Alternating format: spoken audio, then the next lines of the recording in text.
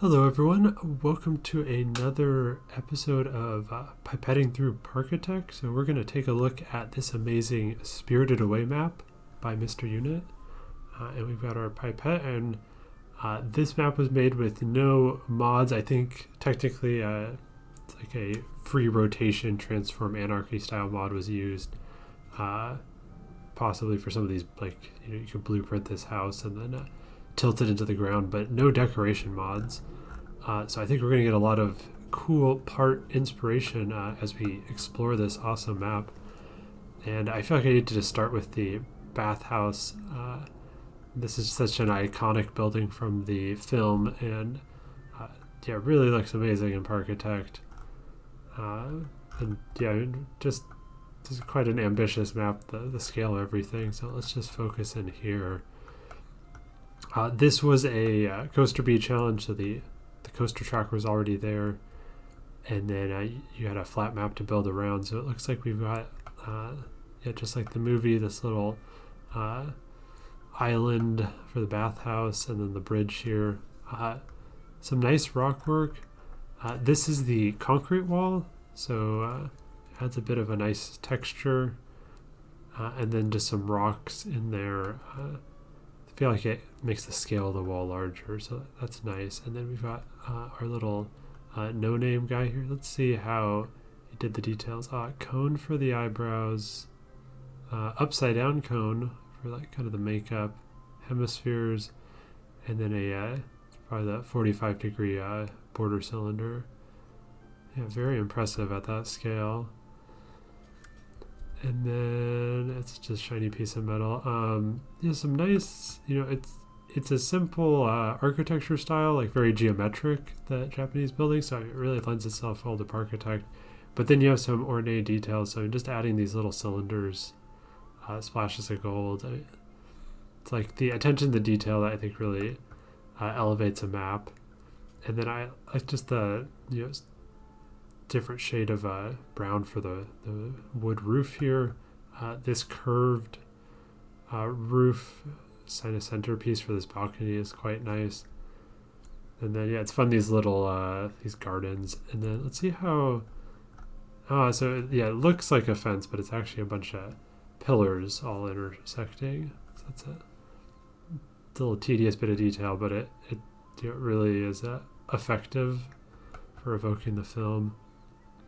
And then down here are some of the backroom service entrance. I don't see our little black fuzzball friends. Those are my favorite creatures. But we do have a use of the pyramid stairs, which, yeah, I always forget about this piece, but what a perfect use to, when you inset into the wall, you get this kind of small scale staircase that you can add as a nice detail. And then kind of like a venting here almost. Let's see what else. Yeah, just nice pipe work. I mean, very simple, just cylinders, but when you layer a few of them up, different types of details, it really find it gives that feel of a heightened level of detail. And then the ladder is just pillars here. These rusty cylinder tanks, and I say rusty because I feel like these different shades of orange by the intersecting cylinders gives it that worn look. And then I love, this is probably my favorite part of the map, is the water just looks so nice. It's the perfect color. All the shrubs in it makes it look just very tranquil and shallow. And then just like the movie, you have this kind of just magical, surreal little train coming through the water. And yeah, some really nice details. And here's got a little man driving it.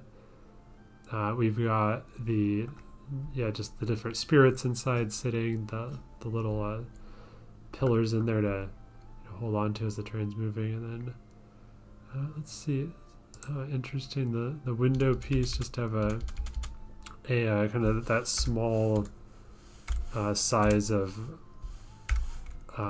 just rectangle that they needed for that portion of the train. Yeah, it's a clever idea there. And a little pillar as like maybe the smokestack or telecommunication piece. I think they just did a really subtle tilt there to get the shaping just right for the front of the train. And yeah, it just looks spot on. And then really incredible rock work here. Some of these are flipped upside down, which works really well for this neat rock island. And I like how these are kind of tilted and just barely hanging onto the edge of the cliff. And let's see. Okay, so custom text sign there. That makes sense. And then, yeah, nothing too crazy up here. Interesting. So I think now we have a hexagon piece. Although, is this an octagon? But regardless, yeah, clever to use the cubes to kind of build your shape that you needed here. And then let's spin this around. This just spectacular dragon on the roof. Just take that in. So we have long grass, which look how tiny those little pieces are. So just hundreds of grass pieces, meticulously tilted, really just like groomed perfectly. And then the tail here, they scaled up the grass a bit. And then some more long grass as the like whiskers and eyebrows on this dragon. And then I think just a ton of spheres for the body and the shrubs for the fur. And then spheres for the legs. Yeah, and I mean that's really like 3 different pieces, and you have a whole creature. But definitely need the artistic know-how to put it together. That just looks great. I mean, it's such a dynamic pose, standing up on the roof here. All right. Well, that's just one small corner of the map. Let's keep exploring. I think so we don't get lost. Let's follow the coaster here. So it dives down, and this looks so natural, but this is all custom, just spot on support work. And then this is a neat building. So we have some larger shrubs as the roof. I haven't seen this piece used for roofing before. I think normally it's this tilia brush, and I really like how this looks. And then that's cool. I like the glass makes it like almost more like a translucent papery feel. These roofs are awesome, just a bunch of cubes, but makes them look really old and just repaired and lived in. And anything on the front of these buildings? Yeah, nothing too crazy. These awnings are nice though. And then this is quite a neat queue. They went the extra mile with, they kind of have like a single rider entrance, fast lane, and then they've split the path in half with pillars, so it looks more to scale like an actual park. So that's neat to see. Curved roof here, but having it buried makes it really look like just this ornate shape. And then the cylinder also is an interesting way to like bridge that gap at the top. And then really curious what's going on here. So I think we have, okay, so this is quite complicated. So yeah, they've overlapped a bunch of wall pieces, and then it exposes these kind of brick underneath, just all these different curved pieces. And that is really effective for a worn building. And then what is going on here? Oh man. Yeah, if you saw the Lord of the Rings video, there was just 2 windows rotated. Now we've gone just a million of them here, and that is quite cool looking. I feel like you could do like a stained glass window that way as well. That is neat. And then let's see. So this curves, and then it goes through this pile of buildings, which there's so many buildings, so many different angles. I think that's just a custom text sign, but a good reminder you can use different fonts, different characters from different languages to get interesting shapes. I really like this building.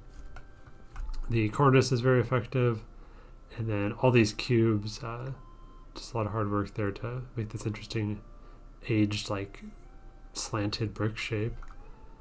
And then that looks quite cool tilted. That'd be a nice room there with the balcony. Lots of cubes on that roof. We gotta get that fixed. The vandals are out. Oh, just a nice image sign detail. Yeah, the paper lanterns, those are always fun. That looks very good. Yeah, just some curved cornices. All right, let's see. So this comes up and over, and we're gonna go past these neat buildings. Oh, all right. I guess I shouldn't have got too excited. Even more rotated windows. I feel like this is about the max you could do. That is cool. It's almost like an eye.